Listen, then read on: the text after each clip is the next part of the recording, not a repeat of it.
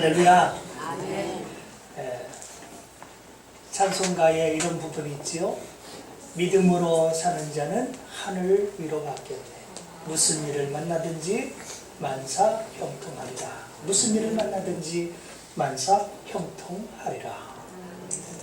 사실 오늘 우리가 읽은 이 본문을 보면 바로 믿음으로 사는 백성들에게 하나님께서 만사에 형통케 하시는 그 내용이 그대로 드러나 있습니다. 오늘 믿음 속에서 역사하시는 예수님의 모습을 말씀 속에서 이제 살펴보기를 원합니다. 지난 시간에 저희가 이제 루다에 살고 있었던 한 성도에게 이제 하나님께서 베드로를 보내셨을 때에 마침 그곳에 8년 동안이나 중풍병을 앓면서 거동할 수 없었던 그 병자를 우리 주님께서 베드로를 통하여 고치신 그 역사를 살펴봤었습니다. 그리고 이러한 놀라운 기적을 통하여서 루다와 사론에 사는 사람들이 다 그 병자의 그 모습을 치유받은 모습을 보면서 주께로 돌아온 놀라운 구원의 역사를 저희들이 살펴봤었습니다. 오늘은 바로 그런 사역의 연장이라고 볼 수 있는 부분이 나타나고 있습니다. 루다에서 이 요바까지는 한 16km 정도 좀 떨어져 있는 거리인데요. 요바라고 하는 항구 도시에 어느 날 다비다 혹은 도르가라고 하는 이 여인이 살고 있었습니다. 오늘 36절 말씀을 보시면 그 사람에 대한 이야기가 나타나 있습니다. 자, 도르가 다비다는 어떤 사람이었는가? 자, 36절을 읽어보도록 하겠습니다. 시작. 요바에 다비다라 하는 여제자가 있으니 그 이름을 번역하면 도르가라. 선행과 구제하는 일이 심히 많더니. 요바에 다비다라고 하는 여제자가 있었다는 것입니다. 오늘 여자 제자, 여인으로서 제자인데 제자라고 하는 것은 어떤 것입니까? 예수 그리스도의 삶을 닮아가는 사람인 것입니다. 예수님의 가르침을 따라서 그분의 삶을 본받아서 살아가고 있는 사람.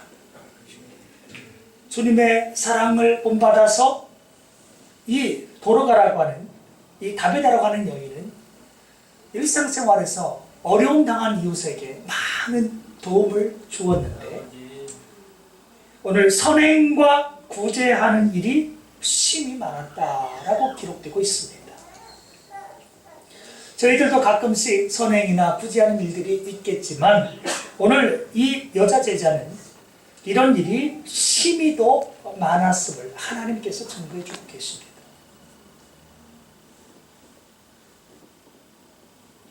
여자 제자로서 예나 지금이나 이 세상이 평등하지가 않습니다. 여자로서 뭔가 사회적으로 제약이 있었을 거예요. 그럼에도 불구하고 그는 예수님의 가르침 그대로 사랑하고 또 희생하면서 섬기면서 삶을 살아가고 있었습니다. 자기가 할 수 있는 한 최선을 다해서 선행을 베풀었고 할 수만 있으면 어려움 당한 이웃들에게 수없이 많은 구제하는 일을 감당했습니다.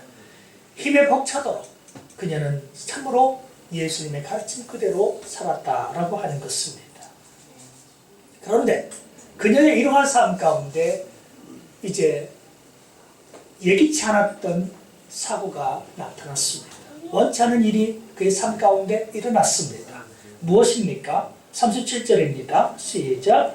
그때에 병으로 죽음에 시체를 씻어 다락에 누임이라. 다비다라고 하는 이 여자 제자 혹은 도르가라고 하는데 영양이라고 하는 뜻을 가지고 있어요. 영양. 이렇게 뛰어다니는 그 영양 있죠. 그 영양처럼 아름답고 우아한 그런 이름을 가지고 있는데요. 그녀는 정말 예수 그리스도의 향내를 드러내는 그런 삶을 살았습니다. 어려움 당한 이웃들에게 설명도 많이 했고 구제도 참 많이 했어요. 그렇다고 한다면 우리는 그런 걸 기대할 거예요. 이 여인이 다른 사람보다 더 하나님의 놀라운 복과 은혜를 누리면서 장수하기를 원할 겁니다. 근데 그렇지 않았어요. 이 여인에게 질병이 있었고 병들어서 결국 그녀는 어떻게 됐습니까? 죽었다는 것입니다. 아마 우리 모두는 이 대목에서 이런 결론을 얻기를 원치 않을 것입니다. 다른 어떤 누구보다 오늘 이 다비다라고 하는 여인이 더 정말 오래 살았으면 더 하나님의 은혜와 복을 누렸으면 좋겠는데 왜 이렇게 병들어야 되고 왜 이렇게 죽었어야만 됐는가 라고 우리는 아쉬움을 가질 수밖에 없을 것입니다. 근데 저희만 아쉽다고 생각하는 게 아니라 이 다비다의 도움을 얻었던 이 요바에 있는 수없이 많은 사람들이 사실은 이 다비다의 죽음을 정말 애곡하고 있었습니다. 정말 그녀가 병들었을 때 어떻게 도와줄 수가 없었지만 그녀가 죽고 났을 때 얼마나 많은 사람들이 서럽게 우는지 모릅니다. 그녀를 사랑했기 때문이죠. 그녀의 도움을 다 같이 입었기 때문이죠. 죽음이 찾아왔습니다. 이제까지 정말 이 요바에 한 이렇게 선행과 구제를 잘 감당하는 여제자가 있어서 이 요바가 아름다웠었는데 우아했었는데 이제 그 아름다움은 사라지고 요바는 죽음의 땅이 되고 말았습니다. 슬픔의 땅이 되고 말았습니다. 그런데 바로 이 상황 속에서 모든 것이 끝났다고 이렇게 단정할 만한 상황 속에서 놀랍게 믿음의 행동이 나타나기 시작한 것을 주목할 필요가 있습니다. 자, 38절에 보면 믿음의 모습이 이제 드러나기 시작합니다. 38절 한번 읽어볼까요? 시작. 롯다가 요바에서 가까운지라 제자들이 베드로가 거기 있음을 듣고 두 사람을 보내 지체 말고 와달라고 간청하여. 자, 아까도 말씀드렸습니다. 한 16km 정도 떨어져 있는 거리인데 이 거리에 있었을 때에 이 요바에 있는 사람들이 베드로에 관한 이야기를 들었습니다. 베드로가 바로 그 룻다에 있다라고 하는 얘기를 들은 것입니다. 그리고 룻다에서 병든 그 중풍병자를 어떻게 해요? 고친 사건 또한 이들은 들었던 것입니다. 듣고는 그들은 소망을 품었습니다. 모든 것이 끝났을 이 상황 속에서 그들은 재빨리 두 사람을 이제 사신으로 보낸 것입니다. 이 룻다에 있던 베드로에게 지체하지 말고 이곳에 빨리 와 주십시오 라고 사람들이 저마다 요청을 했습니다. 그러면 우리가 그것을 생각해 봐야 됩니다. 왜 이렇게 지체하지 말고 내려오라고 할까요? 이미 생명은 죽어서 끝났는데 지체할 것이 무엇이 있겠습니까? 그냥 모든 것은 절차에 따라서 그냥 시신을 장례하면 그만일 것인데 왜 지체하지 말고 와달라고 그렇게 간청을 했을까 하는 것입니다. 우리는 이 속에서 믿음의 모습을 봐야 하는 것입니다. 요바에서 룻다까지는 거리가 그리 멀지 않습니다. 이미 룻다에서 오늘 룻다뿐만 아니라 사론에 사는 사람들이 전부 다 예수님을 믿는 그 놀라운 구원의 역사가 이 요바까지 소문이 나서 베드로가 그 룻다에 있다고 하는 소식이 여기까지 들려져서 이 백성들이 생각하는 것은 무엇일까요? 예수 그리스도의 제자였던 그 사도가 저곳에 있는데 하나님께서 그를 통해서 8년이나 됐던 중풍병자를 고치셨다. 그게 인간의 힘으로 가능한 역사가 아닙니다. 불가능한 역사였습니다. 그런데 불가능한 그 일이 그곳에서 현장에서 벌어졌고 그가 살아났을 때 일어났을 때에 많은 사람들이 그를 보고 주께로 돌아왔다고 하는 것이죠. 그 역사를 이 요바에 있는 사람들이 지금 기억하고 있는 것입니다. 그래서 주의 종을 황급히 지금 빨리 오시라고 요청하고 있는 것입니다. 이들의 기대 속에는 아마도 이런 기대가 있었을 것입니다. 베드로를 통해서 하나님께서 구원하는 그 역사뿐만 아니라 과거에 예수 그리스도께서는 죽은 자를 살리셨던 역사가 있었거든요. 그런 역사를 아마도 기대하면서 베드로를 속히 와달라고 요청했을 것입니다. 믿음으로 시급히 이곳에 좀 와달라고 그들은 모두가 간청을 했습니다. 간절히 청한 것입니다. 빨리 좀 내려와 달라고 요청하는 것입니다. 믿음이 없다면 빨리 오라고 하지도 않고 그를 초대할 이유도 없습니다. 왜 주의 종을 초대할 것입니까? 왜 빨리 와달라고 요청할 것입니까? 끝났는데. 믿음이 없다면 그럴 이유가 하나도 없어요. 그러나 그를 필요로 하고 그를 찾는, 그를 시급히 모시고자 하는 이유는 한 가지란 말이죠. 하나님의 역사를, 기적을 보고자 하는 마음이라는 것입니다. 그 믿음을 하나님께서 귀히 여기시고 믿음 가운데 큰 역사를 일으켜 주셨다라고 하는 것입니다. 믿음으로 사는 자는 하늘 위로를 받는 것입니다. 오늘 저들이 이제 베드로를 와달라고 요청을 했을 때 하나님께서는 베드로로 하여금 기꺼이 이 요바의 화도로 만드셨습니다. 자, 요청을 받은 베드로가 어떻게 행동했는지 39절 또 읽어보겠습니다. 시작. 베드로가 일어나 그들과 함께 갔었는데 그들이 데리고 다락방에 올라가니 모든 과부가 베드로 곁에 서서 울며 도로가가 그들과 함께 있을 때 지은 속옷과 겉옷을 다 내본거늘. 베드로가 지체 없이 일어났습니다. 그리고 그를 모시러 왔던 사람들과 더불어서 요바에 왔습니다. 다비다가 죽어있는 그 집에 이르렀습니다. 그리고 다비다가 이제 누워있는 그 다락방에 올라갔습니다. 다비다는 이미 죽어서 씻겨져서 다락방에 누워져 있는 상태였습니다. 깨끗이 염을 해서 몸을 씻어서 확실히 그가 죽어서 누워져 있는 상황인데 그곳에 이 다락방에 그가 올라갔습니다. 베드로가 올라갔습니다. 올라갔더니 전부 그 옆에서 사람들이 울면서 다비다를 추억하고 있어요. 저마다 사람들이 베드로 곁에서 서서 울고 있는데 저마다 이 다비다 이 도르가가 생전에 자기들과 함께 있을 때 어떻게 자기들에게 큰 사랑을 나타냈는지를 보이는데 어떤 사람은 겉옷을 보입니다. 어떤 사람은 속옷을 비춰 보이면서 이 모든 것이 다 그녀가 만들어준 것임을, 그녀가 우리에게 사랑으로 섬겼던 것임을, 그녀의 도움을 우리가 다 받았다고 하는 증인들이 수두룩하게 이 방 안에 많이 있었습니다. 저마다 가슴 아프게 울고 있는 것입니다. 정말 죽어야 되지 않아야 될 사람이 죽어 있는 모습을 통해서 애통해하고 있는 것입니다. 과거에 그들과 함께 했던 이 다비다가 지금은 싸늘한 시신이 되어서 시식기워진 채 이 다락에 누워 있는 것입니다. 그러나 지금 현장에 하나님의 종 베드로가 와 있는 것입니다. 죄정이 없을 때에는 슬픔의 현장이요, 죽음의 현장, 가슴 아픈 현장이지만 이제 하나님께서 죄정을 통해서 이미 롯다에서도 기적을 일으켰던 것처럼 이 현장에서도 기적을 일으키실 것입니다. 믿음을 가지고 있는 백성들을 위로해 주실 것입니다. 속옷과 겉옷을 보이면서 저마다 한마디 전부 하고 있는데 이 순간이었습니다. 하나님께서는 베드로를 통하여서 모든 사람들을 전부 내려보냈습니다.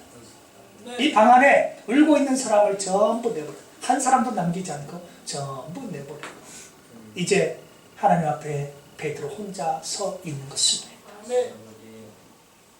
베드로가 왜 사람들을 내보냈을까요? 왜 그랬을까요? 과거에 예수 그리스도께서는 죽은 회당장의 딸, 이 야이로라고 하는 사람의 딸을 살리신 일이 있었습니다. 그때 예수님께서 사람들 전부 다 내보냈습니다. 그리고는 예수님께서 그 죽은 소녀를 살리시죠. 달리다꿈 하면서 이렇게 세우셨습니다. 베드로는 예수님의 사역의 현장에 항상 동참했던 사람입니다.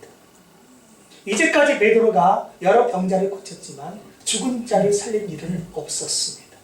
그러나 오늘 믿음으로 하나님을 의뢰하고 하나님의 기적을 요청하는 이 베드로에게 하나님은 정말 일생일대에 다시 없는 놀라운 복을 주셨습니다. 기적을 주셨습니다.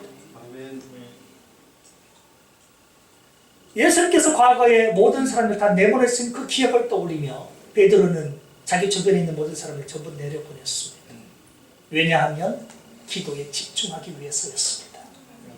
그는 사람들의 여러 간섭을 원치 않고 온전히 자기 자신이 하나님 앞에 전심으로 마음을 다하여 영혼을 다하여 기도하기를 원했습니다. 그래서 이 베드로가 거기서 기도를 하는데 그 기도하는 모습을 40절에서 볼 수 있습니다. 자, 40절 말씀 한번 읽어보겠습니다. 시작. 베드로가 사람을 다 내보내고 무릎을 꿇고 기도하고 돌이켜 시체를 향하여 이르되 다비다야 일어나라 하니 그가 눈을 떠 베드로를 보고 일어나 앉는 자. 아멘. 베드로가 사람을 다 내보내고 나서 한 일이 있어요.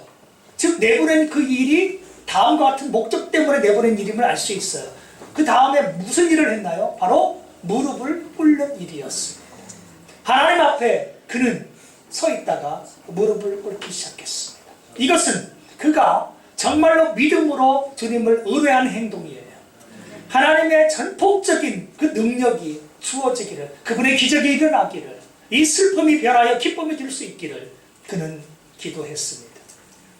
전에 우리가 이 엘리야를 고칠 때에도 이 베드로가 그렇게 얘기했죠. 엘리야야, 예수 그리스도께서 너를 낫게 하시니 일어나 내 자리를 정돈하라. 그렇게 얘기했었습니다. 그때도 누구를 의지했습니까? 예수 그리스도의 그 이름을 의지했습니다. 그 이름으로 선포했었습니다. 오늘 이 시간 그는 무릎을 꿇고 자기의 구주가 되시는 예수 그리스도를 간절히 불렀을 것입니다. 주님께서 룻다에서 행했던 그 놀라운 기적의 역사를 이 죽음의 현장, 이 욥바에서도 일으켜 주시기를 간절히 기도했다고 하는 것입니다. 그의 간절함은 무릎 꿇는 행위로 나타났던 것입니다. 무릎을 꿇고 간절히 기도하고 예수님의 이름으로 역사가 나타나기를 원했습니다. 그리고 기도를 이윽고 다 마쳤습니다. 그는 일어나 돌이켜서 그 시신을 향하여서 외쳤습니다. 한마디 외쳤을 따름이에요. 뭐라고 외쳤습니까? 다비다야 일어나라. 예수님께서 과거에 소녀야 일어나라 했던 것처럼 한마디만 했어요. 똑같이 다비다야 일어나라. 죽은 시신을 향해서 믿음이 없다라면 이런 외침을 외칠 수가 없었을 것입니다. 우리가 오늘날 시신을 바라보면서 아무개 일어나라 할 사람이 어디 있어요? 그러나 오늘 베드로는 열심으로 기도했고 진심으로 기도했고 무릎을 꿇고 간절함으로 기도했을 때에 예수님께서 과거에 행했던 그 소녀를 살렸던 모습과 똑같이 믿음으로 주님의 이름을 의지하면서 선포했습니다. 다비다야 일어나라. 아멘.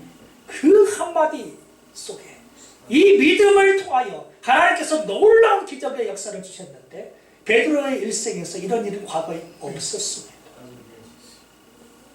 베드로가 무릎을 꿇고 기도하고 하나님을 의지하고 일어났을 때에 그리고 예수님의 이름으로 그것을 선포했을 때 다비다가 살아난 줄로 믿습니다. 아멘. 죽은 시신이 눈을 번쩍 떴습니다. 아멘. 그리고 베드로를 보고 똑바로 일어나서 자리에서 앉았던 것입니다. 아멘. 죽은 시신이 눈을 뜨는 역사, 죽은 시신이 일어나는 역사, 앉아있는 역사가 어떻게 가능합니까? 사람의 힘으로는 불가능한 것입니다. 우리의 힘과 노력으로 안 되는 것입니다. 어떻게 일이 가능했느냐? 바로 예수 그리스도의 그 이름으로 가능한 줄로 믿습니다. 아멘. 오늘 우리가 다같이 인생의 수고와 슬픔과 역경, 고뇌 모든 현장 가운데 이 참담한 현장 가운데서 우리가 믿음으로 예수 그리스도의 이름을 붙들고 믿음으로 살아가다 보면 하나님께서는 베드로에게 주셨던 역사를 우리 안에도 주시는 줄로 믿습니다. 아멘. 예수님은 믿음 속에서 역사하는 것입니다. 이 욥바에 있는 백성들이 다비다를 위해서 사람을 보냈어요. 믿음으로 빨리 좀 내려와라 간청을 했어요. 그리고 그런 믿음 속에서 베드로를 하나님께서 보내주셨고 베드로는 믿음으로 기도했습니다. 믿음으로 기도했을 때 이 살아나는 역사가 나타난 것입니다. 믿음 속에서 하나님은 그 믿음대로 구원의 역사를 주셨다는 것입니다. 치유의 역사를 주셨다는 것입니다. 오늘 우리는 믿음으로 살아가고 있습니까? 하나님의 향한 간절한 믿음을 꿈꾸고 있습니까? 믿음 안에서 소망을 품고 있느냐라고 하는 것입니다. 세상이 변해가면서 우리의 믿음도 변질되어지고 믿음도 식어지고 우리의 믿음을 볼 수 없는 그런 시대 속에 살고 있습니다. 사랑하는 성도 여러분, 이 본문의 말씀을 통해서 예수 그리스도를 향한 믿음이 다시금 불릴 듯 일어날 수 있기를 주님의 이름으로 축원을 드립니다. 잃어버린 믿음의 소망을 다시 품으시기를 주의 이름으로 축원을 드립니다. 믿음은 불가능을 가능케 합니다. 믿음은 바라는 모든 것의 실상이 되어지는 것입니다. 믿음이라고 하는 것은 언젠가 실체가 되어지는 것이에요. 실상이 되는 것, 실물이 되어지는 것이에요. 보여지는 것을 믿는 것은 아무나 할 수 있습니다. 그건 믿음도 아니에요. 보여지지 않지만 지금은 없는 것이지만 주님의 능력으로 그것이 나타날 줄로 여기는 것, 이것이 믿음인 것입니다. 죽은 자가 살아날 수 있다고 믿어지는 것, 그리고 그 역사를 이루어내는 것이 믿음이라고 하는 것입니다.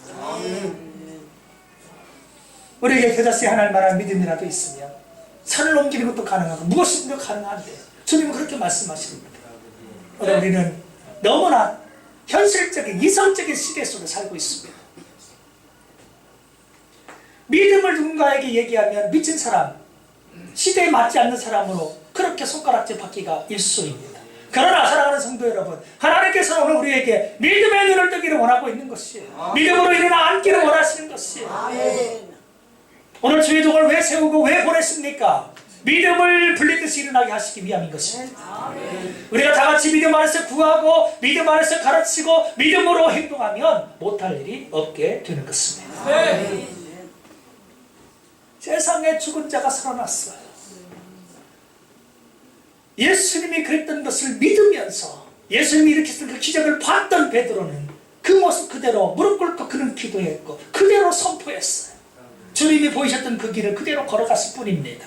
그런데 놀라운 역사가 나타났던 것입니다. 그의 기도를 하나님께서 부끄럽게 하셨나요?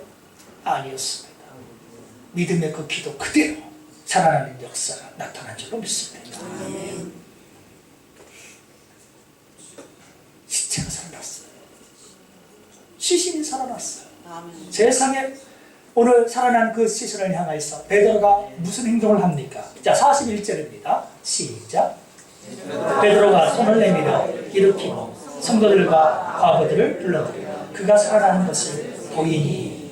예, 오늘 베드로는 그 살아난 사람, 즉 다베다를 향해서 손을 내밀어 줬습니다.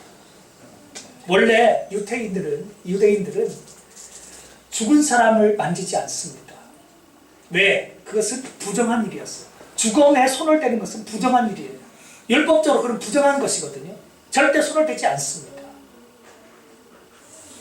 그럼에도 불구하고 오늘 그가 손을 댔다는 것은 무엇을 드러내는 것이냐면 이 여자가 시체가 아니라 더 이상 시체가 아니라 뭐예요? 살아났기에, 사람이기에, 죽은 부정한 자가 아니라 이제 깨끗한 사람인지라 그를 향해서 손을 내밀어서 그를 이렇게 세웠다라고 하는 것입니다. 아멘. 이게 단순한 베드로의 착각이 아니라 그녀가 실제로 살아났음을 이렇게 손을 내미는 행동을 통해서 볼 수 있다고 하는 것입니다. 네. 살아난 여인을 향해서 손을 내밀어 그녀를 이렇게 세워 주었습니다. 더 이상 죽음이 그를 주관하지 못합니다. 병이 그를 주관하지 못합니다. 오직 예수 그리스도의 기적이, 그분의 놀라운 능력이, 은혜가 그녀를 지배하고 그녀를 살리고 있더라는 것입니다.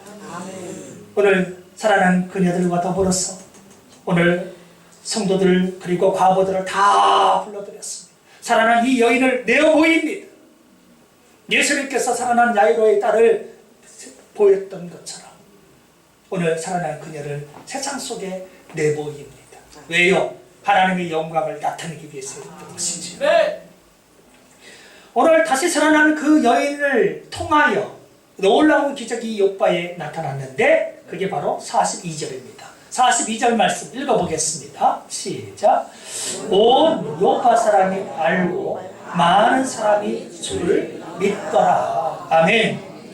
예, 다시 살아난 이 여인을 통하여서 온 요파에 있는 모든 사람들이, 시민들이 알고 많은 사람이 주님을 믿더라라고 얘기합니다. 네. 즉, 이 세계가 복음으로 변화되었음을 의미하여 주고 있는 것입니다. 슬픔에 있었던 마을이 기쁨으로, 생명으로, 구원으로 오늘 놀랍게 변화됐던 것입니다. 다같이 예수님을 믿기 시작했어요. 주님을 믿기 시작했어요. 오늘 에리야를 통하여서 룻다와 사론의 사람들이 다 예수님께로 돌아왔던 역사처럼 하나님께서는 욥바에 있는 사람들도 이 다비다를 통하여서 다 주님께로 돌아온 역사를 이루어 주셨다라고 하는 것입니다. 사랑하는 성도 여러분, 오늘 아까 말씀드렸던 것처럼 우리가 처음에 읽을 때에 정말 이렇게 믿음으로 살아가는 여자 제자였고 선행과 구제를 심히 많이 한 사람이 왜 질병에 걸리고 왜 죽어야만 했는가, 우리는 처음에 다 애석했었을 거예요. 가슴 아파했었을 거예요. 그러나 돌이켜보니 그 일이 있었던 것은 하나님의 영광을 나타내기 위함이요 이 욥바를 변화시키기 위한 하나님의 선한 계획이었음을 깨달을 수가 있다는 것입니다. 한순간만 보면 정말 절망할 수밖에 없었어요.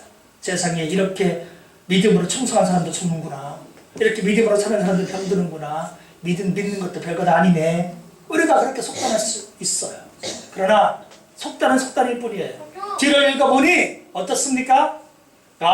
이 일은 믿음으로 사는 자에게 하나님께서 어떻게 역사하시고 그들을 붙드시는 것과, 그리고 이 세계를 변화시키기 위해서 하나님께서 특별히 이런 역사를, 이런 섭리를 나타내셨다는 사실을 우리가 바라보면서 정말 믿음 속에 역사하신 예수님의 모습을 볼 수 있더라는 것입니다. 오늘 우리 삶 가운데 지금 빛이 보이지 않고 뭔가 내 삶이 병들어 있고 내 삶이 지금 죽음의 직전까지 간 것처럼 아득해 보이십니까? 왜 나는 믿음으로 산다고 사는데 왜 하나님의 역사가 나타나지 않는가, 그렇게 슬퍼하고 계십니까? 지금을 보지 마십시오. 믿음으로 이후를 보십시오. 하나님께서 놀랍게 역사하실 현장을 기대하십시오. 소망을 품고 있는 그 믿음을 통하여 하나님은 구원의 역사를 반드시 일으켜 주실 것입니다. 아멘. 오늘 우리 삶 가운데 있는 여러 가지 수고와 슬픔, 문제들을 하나님께서 평탄케 하시고 문제를 고치시면서 작게는 나에게 기쁨을 주시고 구원을 주실 뿐만 아니라 나아가서는 나를 통하여서, 치유되는 나를 통하여서 이 세상에 있는 영혼들을 하나님이 어떻게 해요? 변화시키기를 원하신다는 뜻이에요. 오늘 성도들을 위로하셨습니다. 과부들을 위로하셨습니다. 이 도성에 있는 사람들을 변화시키셨습니다. 다양한 그런 하나님의 의도가 있었는데 모르고 처음에는 울었어요. 모르고 처음에는 왜 이렇게 병들었을까, 왜 이렇게 죽어야만 했을까 가슴 쳤었습니다. 그러나 그녀가 소생됐을 때, 그녀가 다시 살아났을 때에는 모든 문제가 다 풀리고 이것이 하나님의 계획이셨구나, 이것이 우리를 돕기 위한 하나님의 선하신 은혜였구나를 깨달을 수 있었습니다. 사랑하는 성도 여러분, 이제 우리가 세상 속에 많은 사람들이 예수님을 믿고 변화될 수 있도록 우리가 고침받은 모습을 보여야 되고 우리가 나은 모습을 드러내야 한다라고 하는 것입니다. 놀라운 기적 속에서 욥바의 많은 사람들이 오늘 예수님 품으로 다 돌아왔습니다. 이 죽음이 없었다면, 이 믿음이 그 전에 선행되지 않았다면 이런 기적은 없었을 것입니다. 믿음을 통하여 하나님께서 이루어하시고 기적을 베풀어 주셔서 많고 많은 그 구원받는 역사가 이 도성 안에 즐거움이, 기쁨이, 행복이 흘러 넘치게 만들어 주셨습니다. 자, 이제 마지막 절입니다. 43절. 자, 이렇게 하나님의 그 치유의 도구로 사용됐던 베드로가 그 이후에 어떤 삶을 살고 있느냐. 자, 43절 볼까요? 시작. 베드로가 요바의 영 안에서 시몬이라는 무도장의 집에서 머무니라. 한번 생각을 해보십시오. 지금 죽은 자를 살려냈어요. 그러면 이 욥바라고 하는 도시에서 베드로의 위상이 얼마나 올라갔을까요? 정말 대단한 사람 아니겠어요? 이 욥바에서 어떻게 보면 부유하고 힘이 있고 권력 있고 하는 사람이 전부 다 자기 집으로 이 특별한 사람을 모시고 싶었을 것입니다. 그런데 오늘 베드로가 어디 머물렀습니까? 무도장님, 가족 세공업자에게 갔어요.